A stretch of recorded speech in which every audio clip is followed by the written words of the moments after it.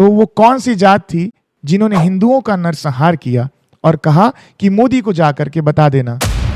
आतंकवाद की जात होती है साहब, और यह और कोई जात नहीं बल्कि मुस्लिम जात। पाकिस्तान के सेना प्रमुख ने सामने आकर के गीदड़ बड़ी धमकी देते हुए यह कहा कि हमने जो भी किया, तुमको जो करना है कर सकते।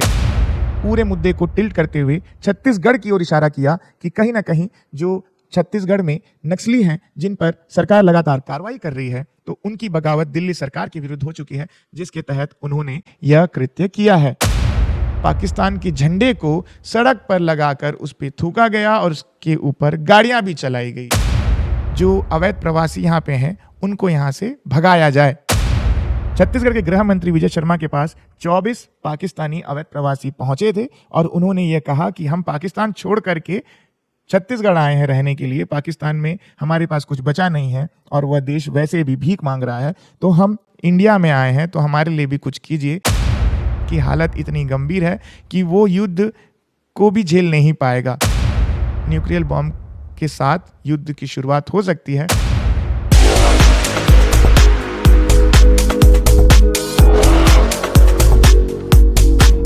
पब्लिक स्वर, जनता की आवाज। आज के उस दौर में गुरु गोविंद सिंह की वो लाइनें याद आती है जब उन्होंने कहा था कि आप अपना हाथ तेल के डब्बे में डालिए और उस हाथ को तेल से निकाल करके तिल के बोरी में डाल करके वापस निकालिए, और जितने तिल उस हाथ में चिपकेंगे उतने बार भी अगर कोई मुसलमान कसम खा करके कोई बात को कहे तो उस पर आप विश्वास मत करना। जी हाँ, मैं बात कर रहा हूँ पहलगाम के उस घटना की जहाँ पे हिंदुओं को चुन चुन करके पाकिस्तानियों ने मौत के घाट उतार दिया। यह मार्मिक घटना को बीते अभी एक हफ्ता भी नहीं हुआ है, उसके बाद से ही पूरा देश में ज़बरदस्त विरोध देखने को मिल रहा है। अलग अलग सरकारें अलग अलग बातें कह रही है, दूसरे देशों की राज्य सरकारें वो भी बातें कह रही है, लेकिन भारत सरकार ने भी इस पर बहुत सारे कड़े फैसले लिए हैं, जो भी हम आपको वीडियो में भी बताएंगे। लेकिन मुख्यतः इस बड़े मुद्दे में, कश्मीर के इस बड़े मुद्दे में छत्तीसगढ़ का भी जिक्र हुआ है, उसे भी हम आपको वीडियो में दिखाएंगे सिलसिलेवार।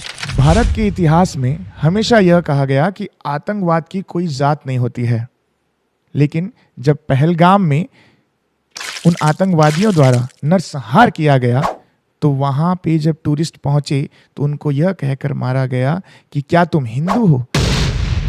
तो वो कौन सी जात थी जिन्होंने हिंदुओं का नरसंहार किया और कहा कि मोदी को जाकर के बता देना।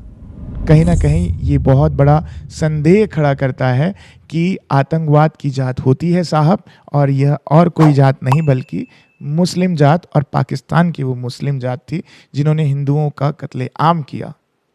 अब उस बीच बड़ी बात यह हुई कि क्या सिक्योरिटी ब्रीच हुई कश्मीर में। इतने बड़ी टूरिस्ट प्लेस पर एक भी आर्मी का तैनाती नहीं होना यह बड़ा सवाल था, क्योंकि वो टूरिस्ट प्लेस था और वो भी एक ऐसे इलाके में, कश्मीर जैसे इलाके में, जहां पर पहले भी ऐसी घटनाएं हो चुकी है। पता चला कि सरकार ने जब इस बात को सामने रखा कि अमरनाथ की यात्रा के दौरान जून में यह यात्रा प्रारंभ होती है और उस समय पहलगाम को टूरिस्ट प्लेस के तौर पर खोला जाता है, लेकिन उससे पहले ही टूर ऑपरेटर्स ने बिना किसी सूचना के इसे खोल दिया। उसके बाद जो भी कुछ हुआ, लेकिन अब बड़ी जानकारी सामने आ रही है जहां बताया जा रहा है कि 15 कश्मीरी मुस्लिमों ने इस वारदात को अंजाम देने के लिए पाकिस्तानियों से साठगांठ की थी, जिनका नाम भी अब सामने आ गया है। इस दरमियान भारत ने 5 बड़े फैसले भी किए, जिसमें सबसे बड़ा फैसला माना जा रहा है कि सिंधु नदी संधि को स्थगन करना, जिसके तहत भारत अब पाकिस्तान को पानी नहीं देगा। दूसरा बड़ा एक्शन था अटारी वाघा बॉर्डर को बंद करना। तीसरा बड़ा एक्शन था कि पाकिस्तानी नागरिकों का वीज़ा कैंसिल करना। चौथा बड़ा एक्शन था कि राजदूतों को यहाँ से खदेड़ना। और 5वां बड़ा एक्शन यह बताया गया कि उन उच्चायोग में तैनात अधिकारियों को कम करना।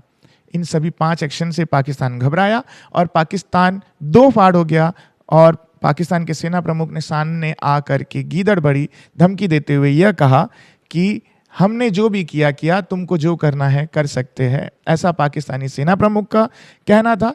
लेकिन फिर पाकिस्तान के सुर बदले। भारत के एक्शन देख करके पाकिस्तान के गृह मंत्री सामने आए और उन्होंने यह कहा कि हमने तो ये कुछ किया ही नहीं, और उन्होंने पूरे मुद्दे को टिल्ट करते हुए छत्तीसगढ़ की ओर इशारा किया कि कहीं ना कहीं जो छत्तीसगढ़ में नक्सली हैं जिन पर सरकार लगातार कार्रवाई कर रही है, तो उनकी बगावत दिल्ली सरकार के विरुद्ध हो चुकी है, जिसके तहत उन्होंने यह कृत्य किया है।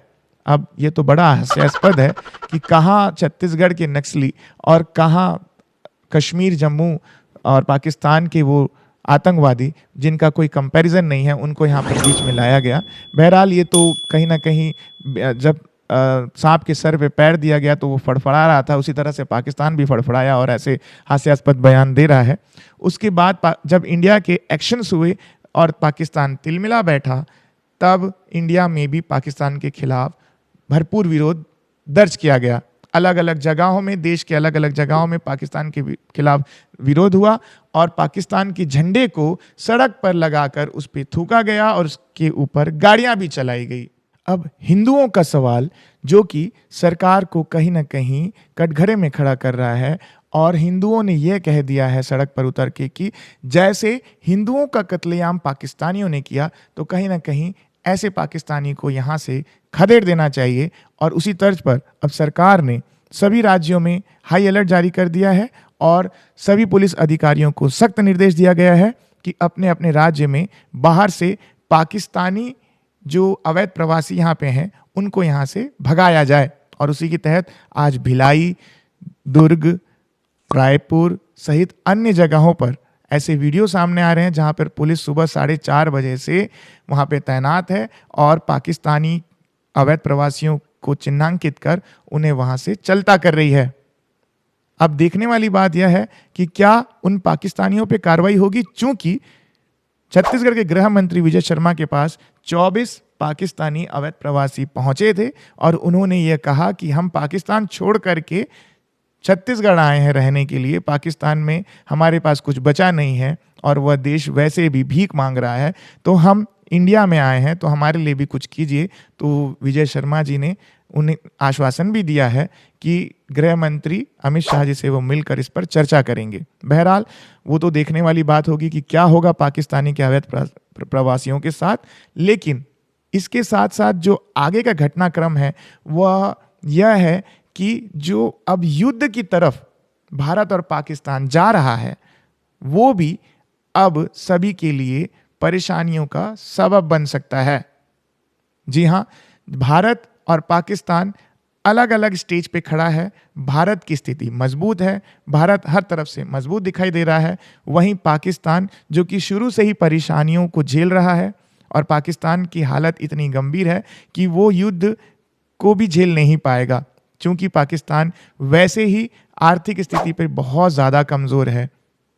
अब अगर नज़र डालें भारत की सैन्य स्थिति और पाकिस्तान की सैन्य स्थिति पर, तो आप देख सकते हैं कि भारत की जो सैन्य स्थिति है वो बहुत ही ज़्यादा है, पाकिस्तान कहीं आसपास भी नहीं है। हम आपको बता दें कि भारत के पास सैन्य शक्ति के मुकाबले पाकिस्तान कहीं भी टिकता नहीं है। भारत आज के दौर में चौथा सबसे बड़ी सैन्य शक्ति है, वहीं पाकिस्तान 12वें नंबर पे है। और सेना की बात करें तो भारत के पास में 26 लाख सैनिक है, वहीं पाकिस्तान के पास महज 12 लाख सैनिक ही है। लड़ाकू विमान की बात करें तो भारत के पास 518 लड़ाकू विमान है, वहीं पाकिस्तान के पास करीब 300 से 320 के लगभग लड़ाकू विमान है। और सैन्य बजट की बात करें तो भी भारत कई आगे है पाकिस्तान से। सैन्य बजट भी भारत के पास 6,81,000 करोड़ का है, तो वहीं पाकिस्तान के पास 10 गुना कम यानी 66,000 करोड़ ही सैन्य बजट है। अब अगर इस स्थिति में अगर युद्ध होता है, ये खबरें आ रही है कि युद्ध होगा और न्यूक्लियर बॉम्ब की भी परीक्षण चल रहे हैं और न्यूक्लियर बॉम्ब के साथ युद्ध की शुरुआत हो सकती है, तो पाकिस्तान का बेड़ा गर्क होगा, इस पे कोई दो मत नहीं है। पूरे देश में यही चर्चा है कि आखिर हम पर्यटन स्थल जाएं तो जाएं कहाँ और कैसे जाएं। अगर यही स्थिति रही तो लोग पर्यटन स्थल जाने से भी कतराएँगे, क्योंकि वो उनकी जमा पूँजी के साथ वो अपने परिवार के साथ स्ट्रेस रिलीफ़ करने के लिए ऐसी जगहों पर गए थे, और उसके बाद अगर ऐसी घटना होती है तो उनके पास कोई चारा नहीं होगा, और भारत की जो पर्यटन स्थल की जो आर्थिक स्थिति है वो भी कमज़ोर होती चली जाएगी। तो सरकार को चाहिए कि इस पर जल्द से जल्द फैसला करे और एक ऐसा मिसाल पेश करे कि लोगों को ये लगे कि नहीं, हम अगर जा सकते हैं तो सरकार हमारे साथ है, क्योंकि एक नेता मंत्री के पीछे इतनी सुरक्षा रहती है, इतनी गाड़ियाँ रहती है, तो एक आम आदमी की सुरक्षा के लिए सरकार ने क्या इंतज़ाम किए हैं, ये भी एक आम आदमी को पता होना चाहिए। बाकी के लिए मेरे साथ बने रहें। मैं रोहित सोनी, थैंक यू।